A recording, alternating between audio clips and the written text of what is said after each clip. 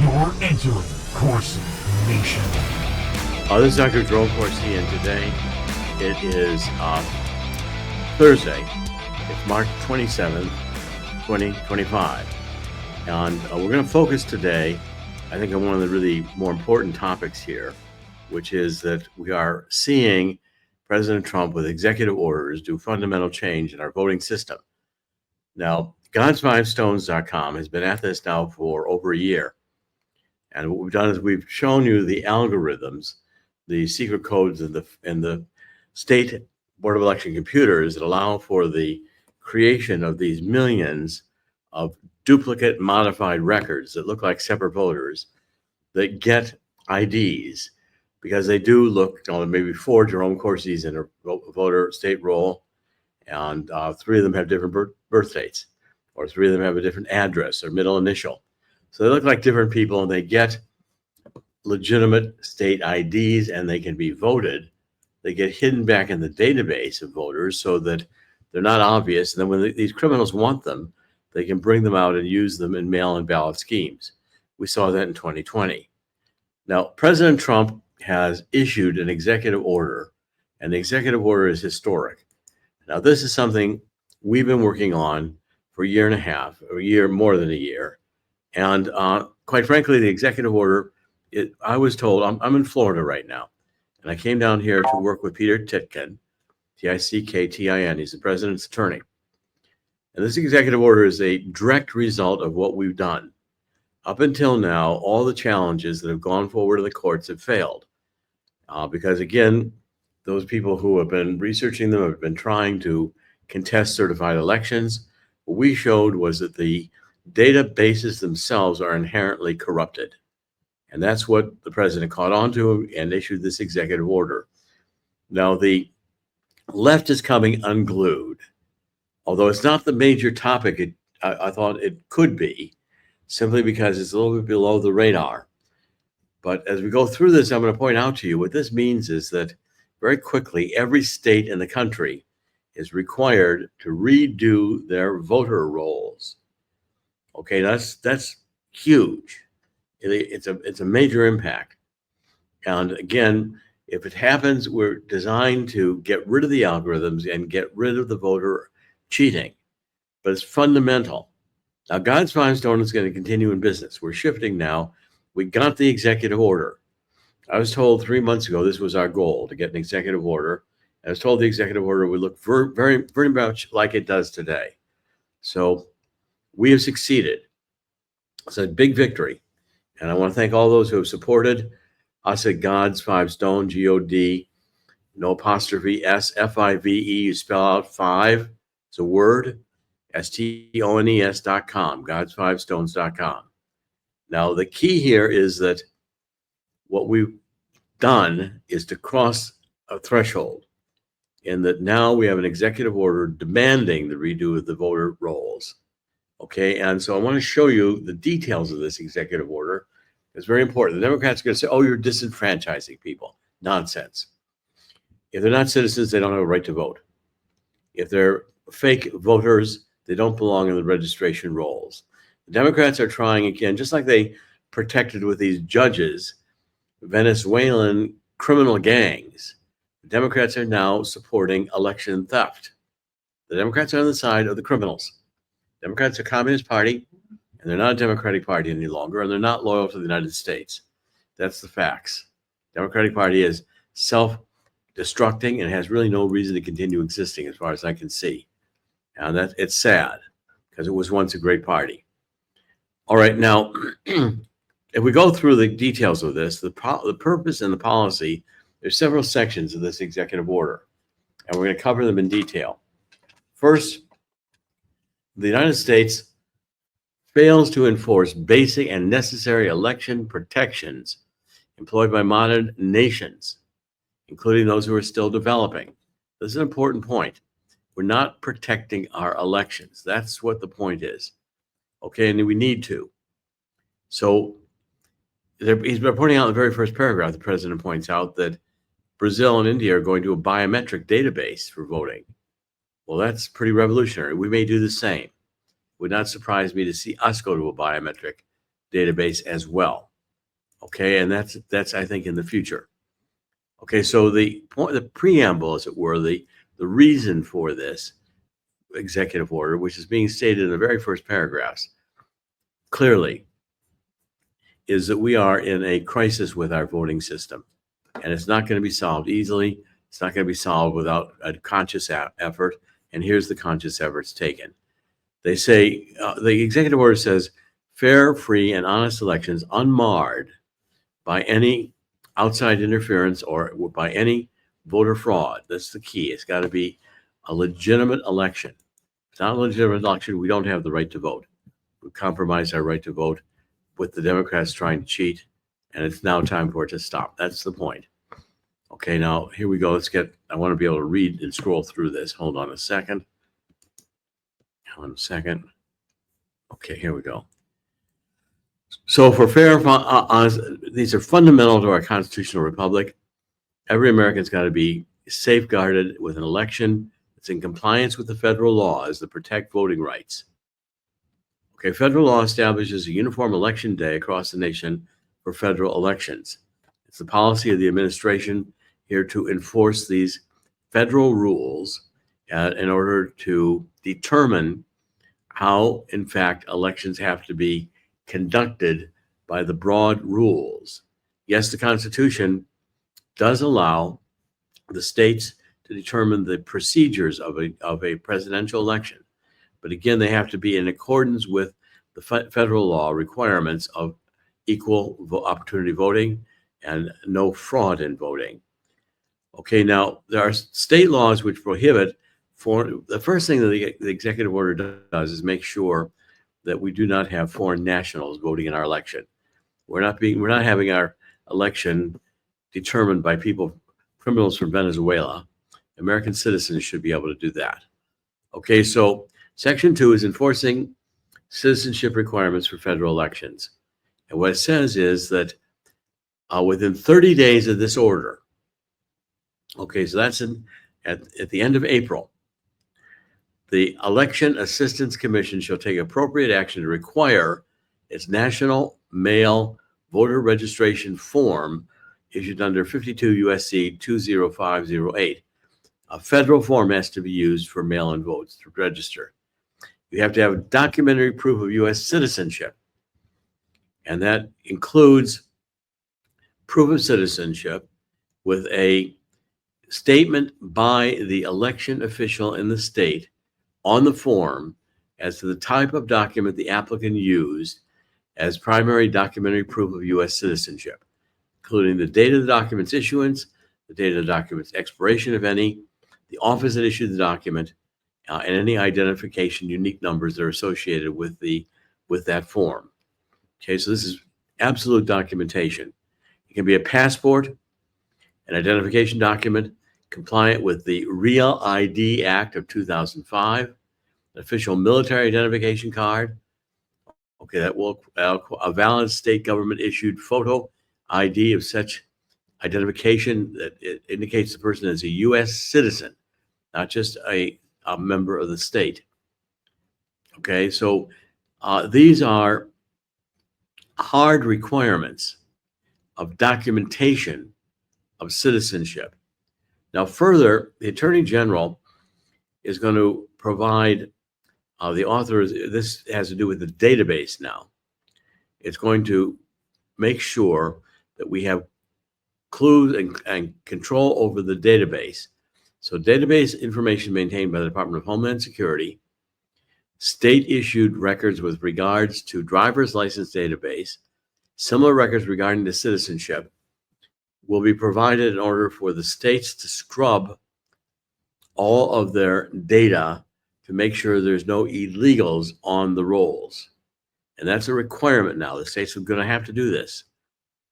Okay, so to assist the states, Section 3, the Commissioner of Social Security shall take appropriate action to make available the Social Security number verification service, the death master file, and any other federal database containing relevant information as to all state and local election officials engaged in verifying the eligibility of individuals to vote who are already registered.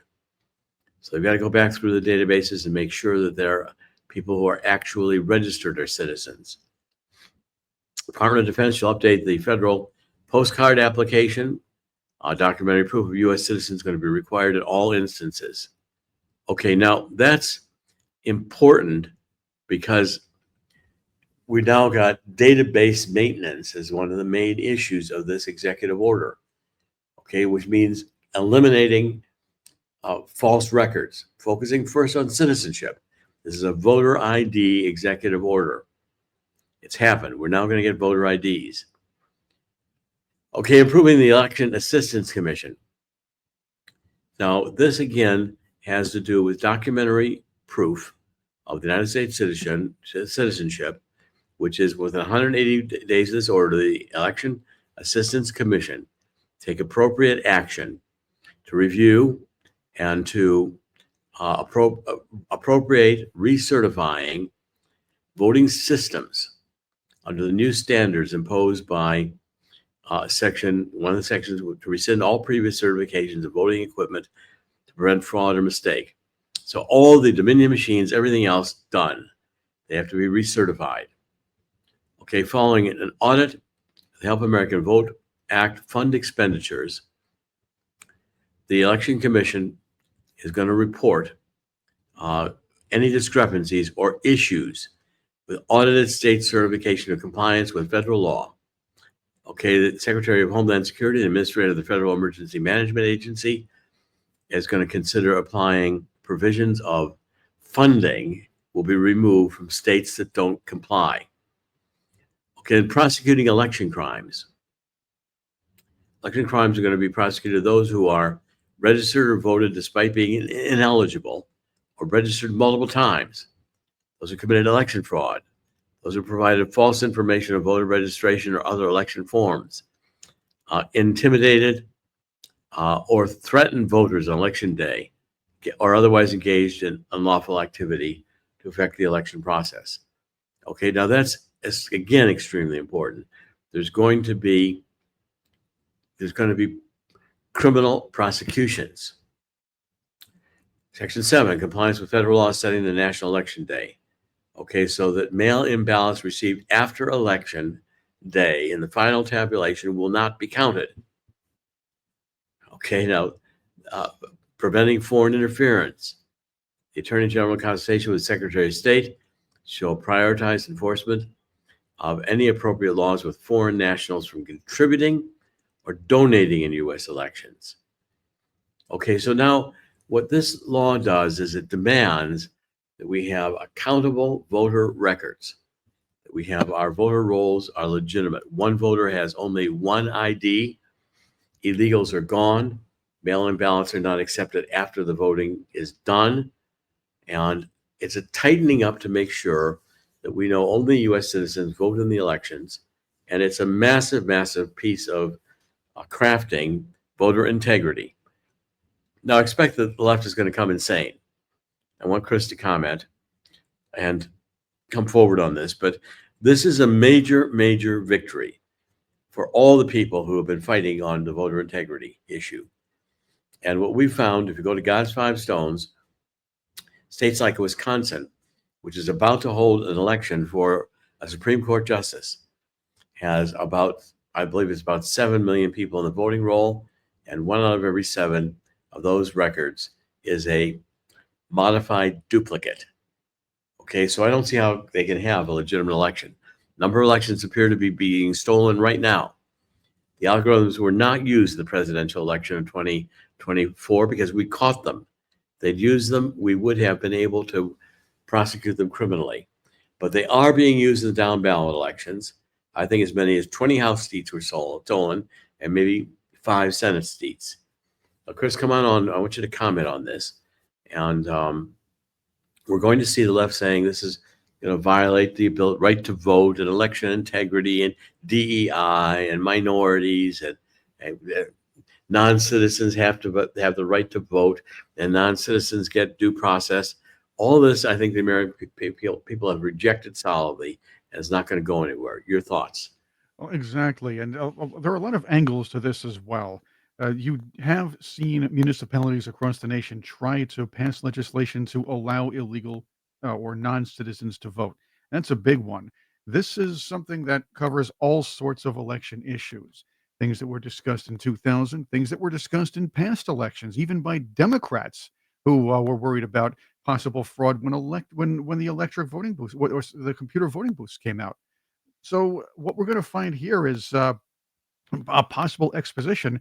2026 and 2028 are going to be very clean elections, and that's very alarming to the Democrats, who have reacted, by the way, like uh, like their largest donor has been taken away from them. By the way, one of their largest donors, probably their largest, is a foreign national who puts money into campaigns. Although he does that more sneakily than he should. That would be George Soros. Well, Soros, I think, is in deep trouble on this. I think he may have Yes. committed some crimes. Yes. And so therefore, I think we're going to turn over all of our information as soon as we can make contact with Kash Patel to help with criminal investigations. And that's our next phase. And I'm confident that we're going to find many of these states who have said they maintained databases they said were pure when we know there were algorithms in them, and they did nothing about it even when we pointed it out. And Georgia is a prime example. I went to Georgia. I represented myself in the foundation, not the president. I said, I'm just the advanced guy. You've got a massive problem here in Georgia. This state voter roll is corrupt beyond repair, and the same in many other states. And if we don't do something about it, it's malfeasance. Next people here are going to have subpoenas. They're going to ask why you did nothing. Okay, and that's going to happen next. Anybody who hasn't seen what you're talking about can find all these reports from you and Andrew Paquette on GodsFiveStones.com. They're all over. There's a whole column with Paquette's reports. Finally, somebody's looking at these things and taking them seriously, and that was important. It's great you're doing all this work with Peter Tickton. There are more people on board to help donate to GodsFiveStones.com, and it's great to see an administration taking all this discussion about election integrity extremely seriously. The last administration called it racist, and media minions followed, if you remember that. Okay, well, there's a second executive order that was done a couple of days ago, the same day that the election integrity executive order came out from Trump. This one from President Trump has demanded the immediate declassification of materials related to the FBI's Crossfire Hurricane investigation. That's the Russian Collusion Hoax. Now, that's going to include, this again is another one I'm behind, because I was the last witness before Mueller. They thought I had the tie to Julian Assange that would make their case against Donald Trump. I did not have a tie to Julian Assange. I had figured out independently that Assange had Podesta's emails, and I was telling that to Roger Stone, but I had no source or any contact whatsoever with Assange. The FBI said they were going to bring me, I was lying, and they were going to bring me before a jury in Washington that would convict me of whatever crime they wanted, and I would spend the rest of my life in prison. Or I could take a plea deal. They would go lenient on me, say I had lied, I had a tie, and that they would be able then to prove their Russian collusion because I had lied. I thought about it, I prayed on it, I decided I would not, I could not stand before a judge and God and swear to a lie to stay out of prison. So I said, I'm refusing your plea deal. Go ahead and get ready to put me in prison the rest of my life. And I went public with it. The Mueller investigation did not indict me. In fact, they closed down the Mueller investigation after I refused to take their plea deal. Now I want to see all these documents. And by the way, this judge, what's his name? The judge about the Venezuela case, and now he's got a couple of other cases. Bor something or other. Yeah, he's on. Yes, he's on this as well. Bosav, he did a whole special on him. Bosabar. Oh my God. His name is a hard name, but again, he's going down. And I want to make a couple comments about Justice Roberts too. The point is that Boasberg, Judge right. Boasberg. Well, Judge Boasberg was the judge that these criminals in Crossfire Hurricane FBI went to get the FISA court approvals on Carter Page and Papadopoulos and probably others. That was all based on the lying Steele dossier. They knew it was a lie. This judge is lawfare. This judge hates the United States of America. He's a communist. He's a Democrat communist. And the American people are sick of him. Now, Justice Roberts is either going to rein in this judiciary, or I'm going to say the following. President Trump ought to ignore these judicial orders. Why? Because Congress does not have an enforcement arm, and neither does the Supreme Court, because that's how our founders wrote the Constitution. They did not trust that we wouldn't have judicial tyranny, which we're seeing right now.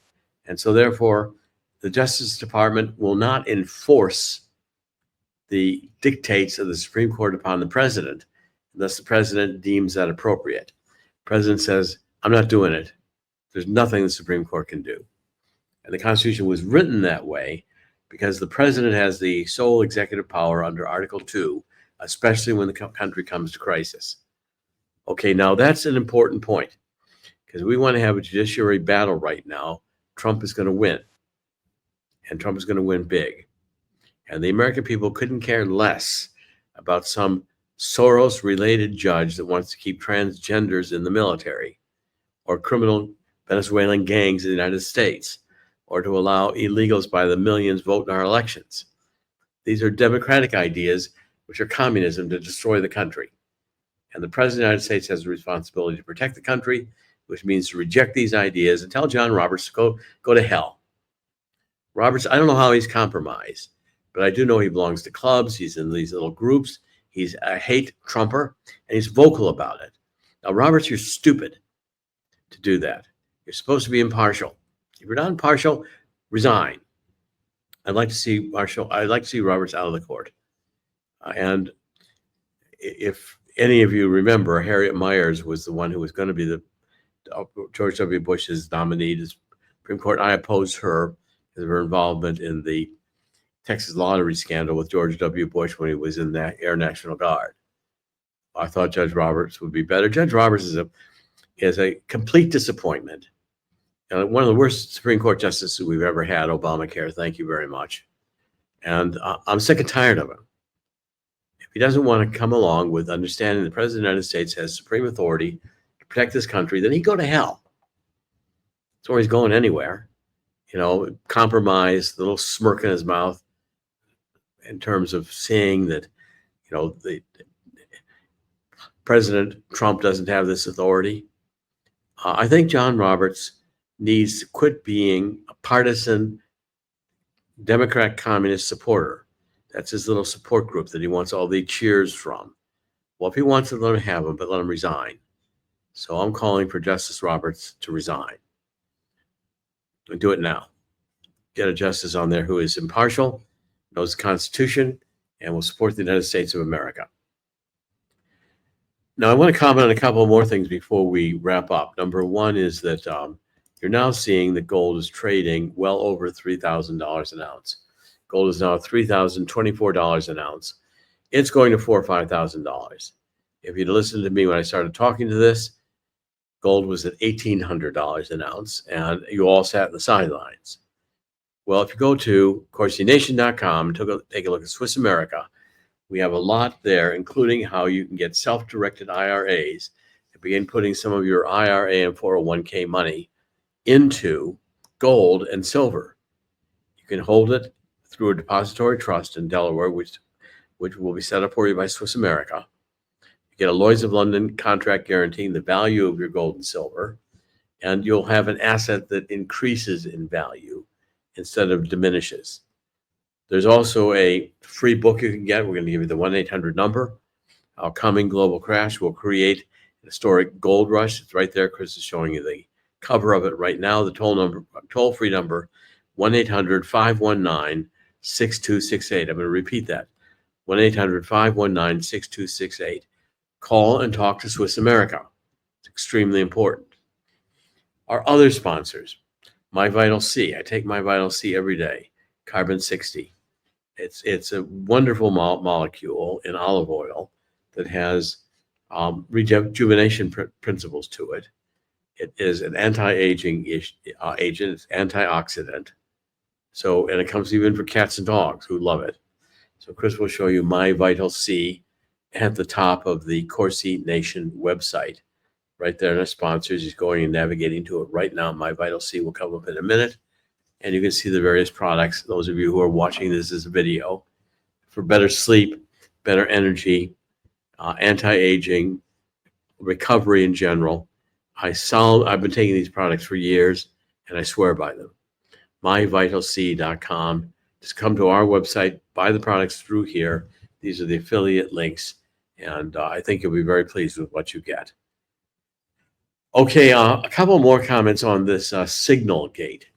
First of all, nobody cares about Signal Gate outside the Beltway. This is an Atlantic hit story. The Democrats are jumping up and down. They think they finally got something against Donald Trump. Yeah, well, the Signal and other of these were being used by the Hillary Clinton when she was Secretary of State with a private email server. Classified information was exchanged on that. Huma Abedin was putting classified information from the private email server of Hillary Clinton in the State Department on her Yahoo mail account. Okay, so this is all, first of all, I think the Trump administration will be good to say, okay, there may have been classified information. It was a mistake. Quit trying to defend it. But send it to the House and Senate Intel committees. Let it be resolved behind closed doors. If it's a security breach, Waltz may have to go. But again, it's nothing compared to what the Democrats did. It's just the Democrats have nothing else to complain about with Donald Trump. So this issue, I think, will pass. The wars, Zelensky keeps thinking he can fight this war and win. Zelensky's a criminal. He's a cokehead. He wants more money. He's not going to fight in the front lines. When Zelensky's ready to go to the front lines and fight, I'll believe that the war has merit. Otherwise, it's a money laundering scheme, and Trump ought to end it. And the Middle East is also going to come to an end very quickly, too. Netanyahu's been given permission to go back, and the money and the supplies from the United States, go back into Gaza and kill Hamas and make the area unlivable. And then we're going to come up with resettlement plans, and we're going to go along the lines Donald Trump first suggested with the Middle East to get a lasting peace, not just a repeat of the bring Hamas back because we bring the Palestinians back. It's failed policy. Dual state solution won't work. We need new thinking.